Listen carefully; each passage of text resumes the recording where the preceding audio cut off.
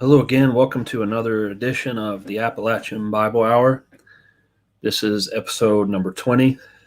As always, you can follow us on our Facebook page at the Appalachian Bible Hour or subscribe to our YouTube page under the same title. You can also read more at moonoverappalachia.blogspot.com. In this episode of the podcast, we're going to take a look at 1 Samuel chapter 1 and try to make some practical applications to the modern world in which we live. There does seem to be a lot of overlap between the book of 1 Samuel, especially in chapter 1, early in the chapter, following the book of Judges in the modern world and things that we see going on. Samuel is the last of the judges, and he is going to come on the scene here early in the book of Samuel as a sort of deliverer for the nation of Israel. And he is someone who, again, follows a time of great apostasy in the nation of Israel. And in the book of Judges, we see this constant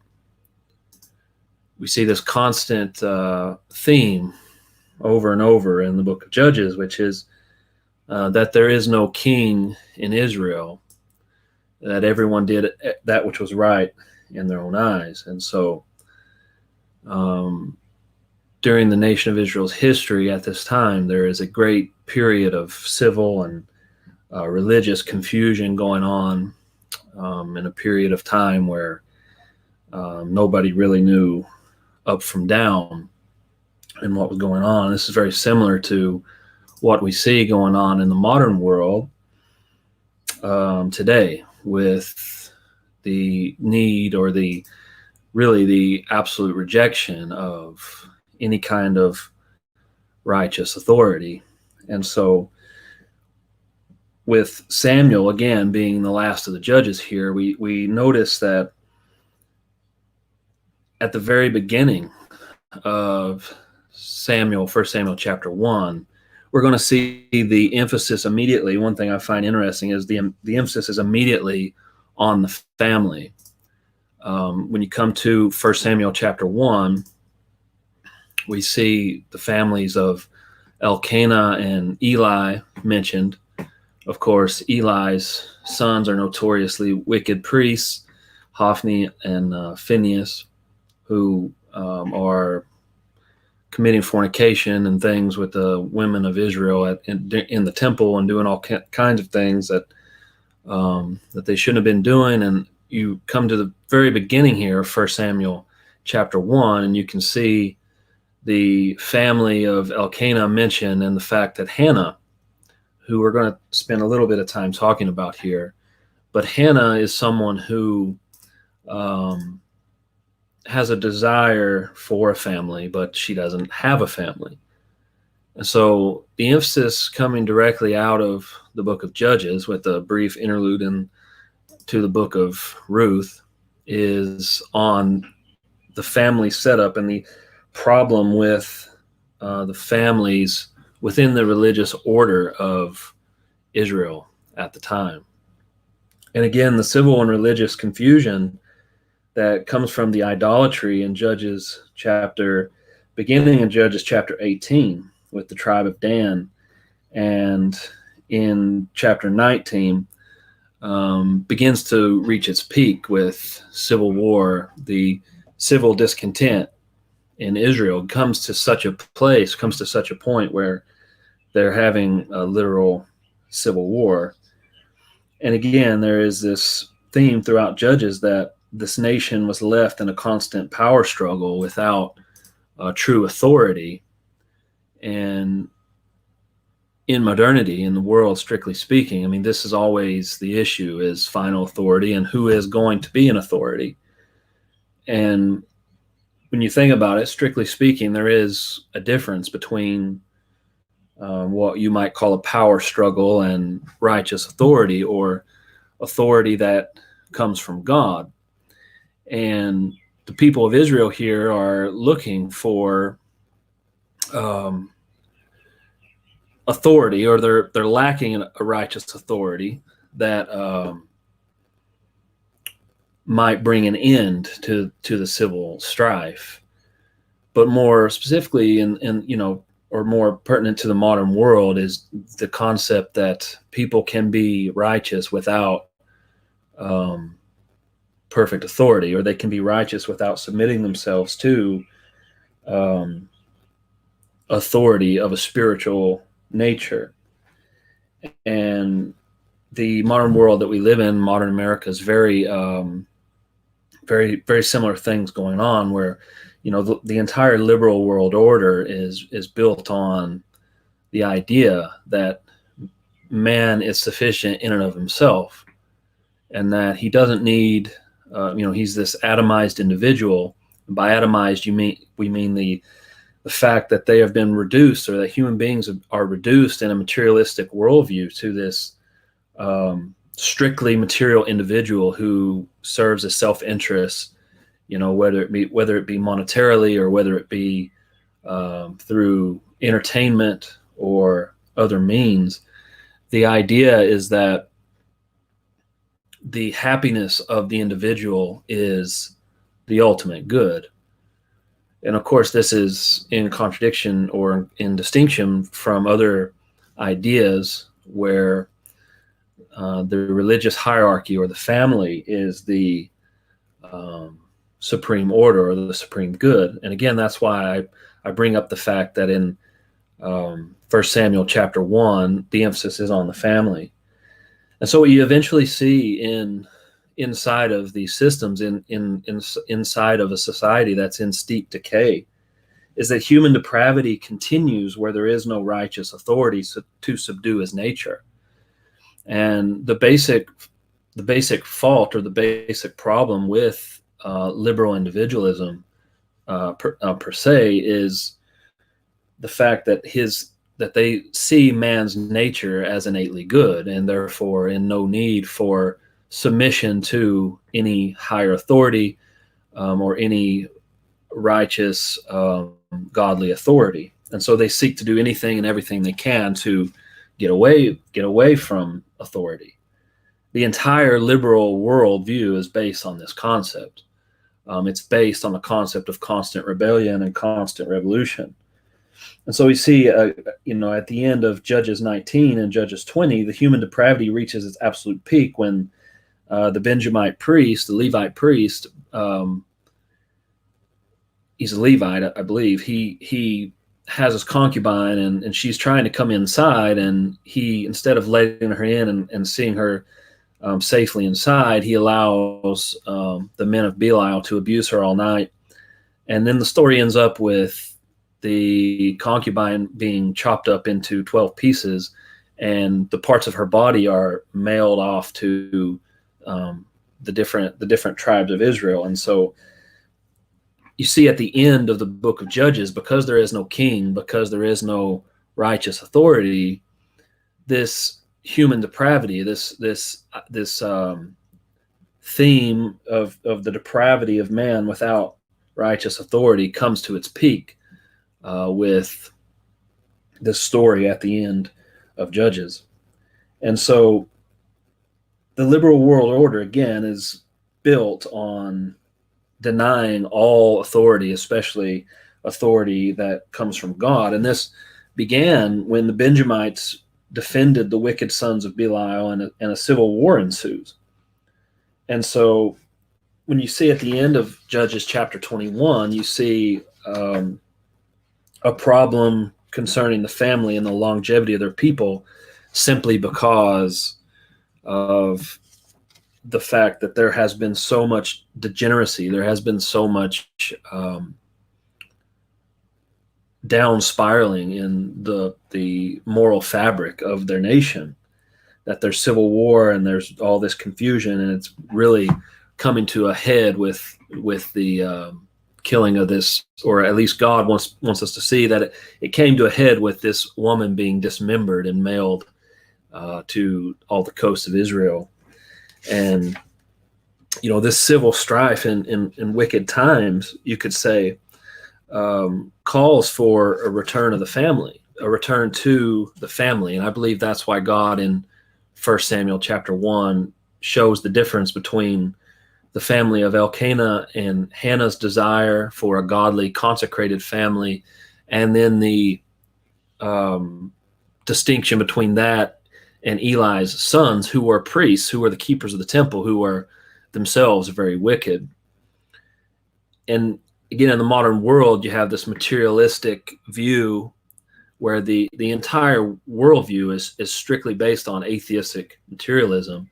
And even when the people aren't atheistic in the sense of Lenin, or in the sense of a strict Leninist Marxism, and they're not strictly atheists, I should say, they are very much materialists. And you see the whole left-right dichotomy in the West built on this materialist worldview, where everything can be reduced to material possessions, material wealth, to the physical welfare of the body. And you see, historically speaking, with the Soviets and their dialectical materialism, the facade that it really puts on, because behind the facade of this materialism is the desire for murder, the desire for power and control.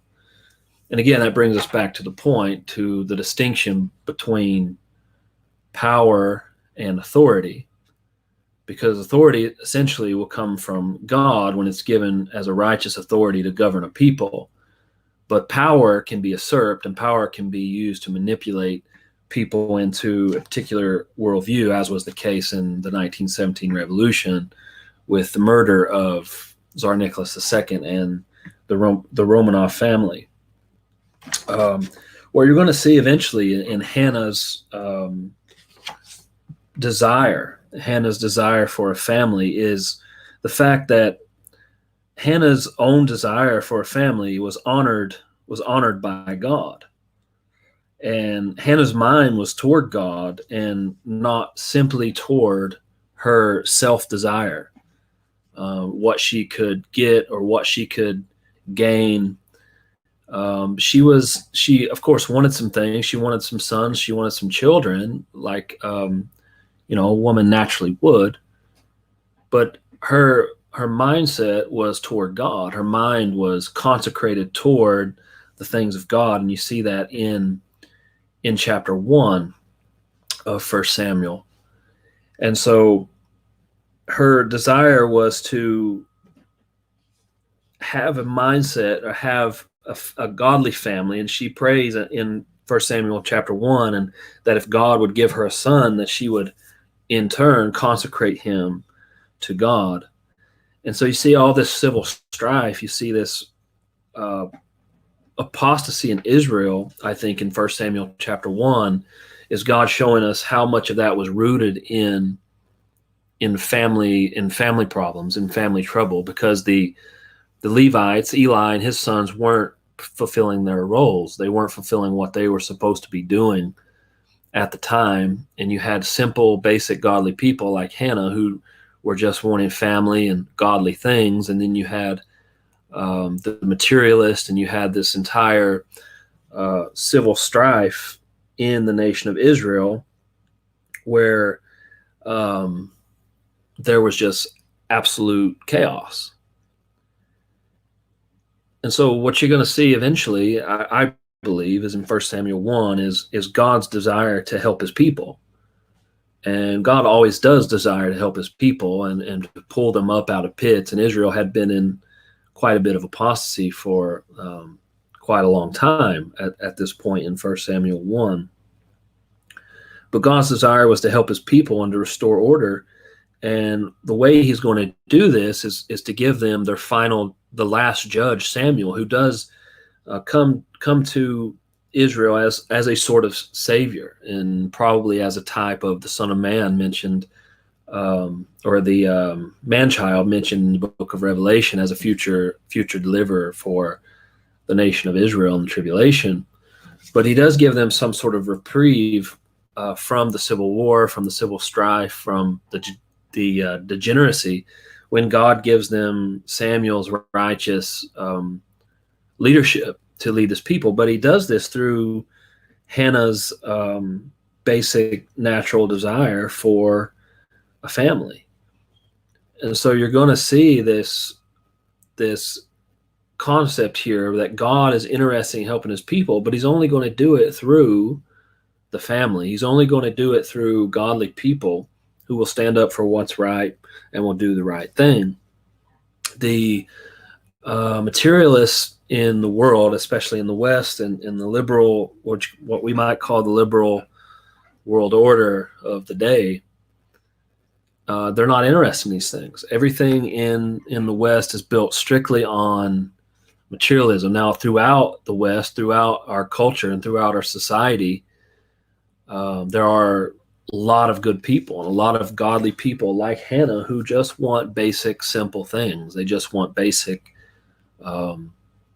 They just want a basic, natural, godly life that they can consecrate to God, that they can live in peace and quiet, with all godliness and honesty, and they just don't want to be disturbed. They want to live their lives quietly before God. And in every way, shape, and form, the modern world seeks to strip our families and to strip our people of this. And this thing isn't, how would you say it?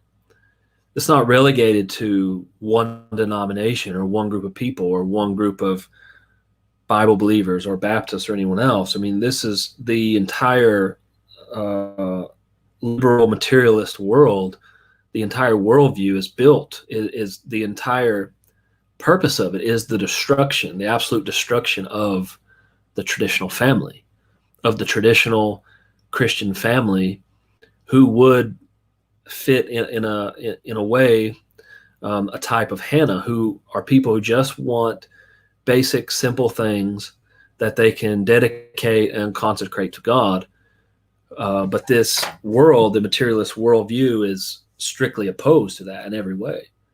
And I think a historical type of this is the murder of the Romanov family, the Orthodox Christian monarch, the last Orthodox monarch of Russia before he and his family were murdered by the Bolsheviks in 1917, who were all, again, materialists. They were all atheistic materialists.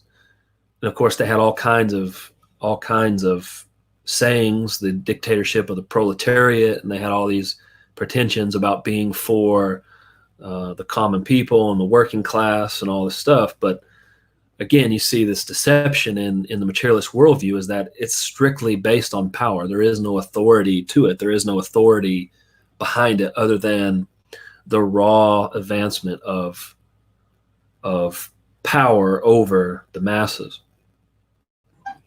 And it's the same thing today in the world we live in today. The same technocratic elite seek to move the traditional Christian family in a way that isn't conducive to fellowship, or it's not conducive to strong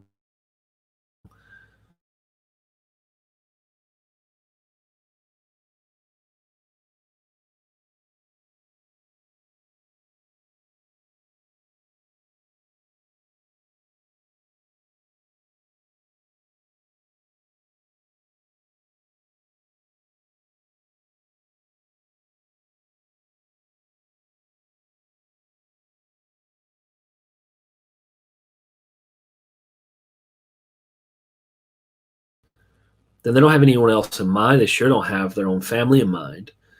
They don't have necessarily they for sure don't have their community in mind. And so the same technocratic elite that we saw that, murdered the Romanov family and were funded by, the big money power in the West, that are the same people today that are running the big corporations and the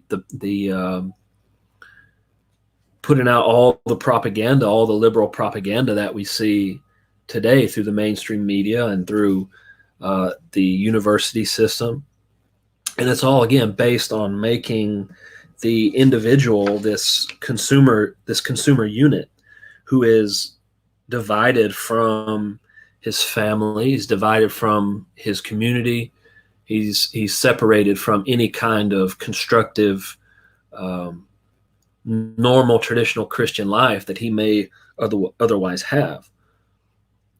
And so that's the push in modernism, is it's designed to make each individual a productive consumer, just sort of a cog in a machine, a cog in a wheel. And so, again, the modern world has deconstructed the nation and the Christian society for this very purpose. And they've written about this at length. I mean, these things aren't even hidden. They don't even belong to the realm of what some people call conspiracy theory. These things are the expressed intent of the power elite that we see controlling the narrative in the West today. And so in 1 Samuel 1, I think with God pointing out the family issues that were going on in 1 Samuel 1 and how he's going to turn Hannah's natural desire for a family into a reprieve, into a deliverance for Israel through the person of Samuel, I think there's a lot of instruction in that for our people. And, we may not be able to control world events at large, but we can, if we will humble ourselves and repent, we can return to a righteous rule in our immediate sphere of influence, wherever that may be. And it must begin in the home. It must begin with a return to our people, with a return to the land, with a return to tradition, and really, a full-on rejection of the modern worldview, which is just based strictly on the materialism of the technocrats. I don't know where the thing ends. I don't know what the answer may be long term. I don't know if things get better. I don't know if God sends righteous authority to our people before the rapture. I don't know any of that, but all of it really doesn't matter. What matters is in the immediate, what we need is a return, at least in some sense, to the basic, rudimentary, fundamental tenets of our existence as Christians, as a people, a return to the family unit, a return to some sort of traditional way of living, whether that be on a homestead or whether that be just in building up your neighbor or in the community. I don't know what that might be for each group or each family, or everyone's in a different position, everyone's in a different place in time, and they're a different place in their lives. But I think the general rule is that there is a need for, and I believe that's what God's showing us in 1 Samuel 1, that there is a need for humility. And Hannah's desire led to her spiritual deliverance and Israel's spiritual deliverance. And of course, they go on in the future and they mess it up again when they ask for a king and God gives them Saul and all of that stuff. And a lot more could be said about that later. But God was still interested in hearing the prayers and seeing the humble heart of Hannah. And I think he's still interested in the righteous few that still are scattered abroad in our land and our country, people who love God and want to do right and want these simple things. I think the humility of Hannah and her desire for, the most basic, simple desire for a woman as Hannah in having a family. And so I think what God would have us glean from this in closing is, again, the need for a great deal of humility as we approach, as we go further on in our history, and as modernity continues to just continues its onslaught, and it's never going to stop. And Romans chapter 12, when we look at Romans chapter 12, I think a lot of this can be summed up with these words, and Romans 12:2, and be not conformed to this world, but be transformed by the renewing of your mind, that you may prove what is that good and acceptable and perfect will of God. And so we have a command from God here not to be conformed to the world. And of course, we all have to get along in the world to a certain extent. We all have to work and live and all these things. But I think one of the deceitful things about the modern world is how much it's able to offer us sometimes, that we don't think we're conformed, but people's, and this happens even in Baptist churches, in fundamentalist churches, where there may not be a conformity to the world in dress or speech or Sunday service and these things, but there is very much a conformity to the world in the materialist worldview, where we're so everything is just so easy, and everything is just so built on comfort and expediency, that so much is being lost with the family and the community that maybe we had, or maybe people in our past history knew a lot more about. And so that's basically it for episode number 20 of the Appalachian Bible Hour. Sometime in the future, we're going to look at maybe 2 Samuel chapter 2. We'll continue some of these thoughts. Yeah, that's pretty much it. So this does it for this edition of the Appalachian Bible Hour. As always, thanks for listening, and take care, folks.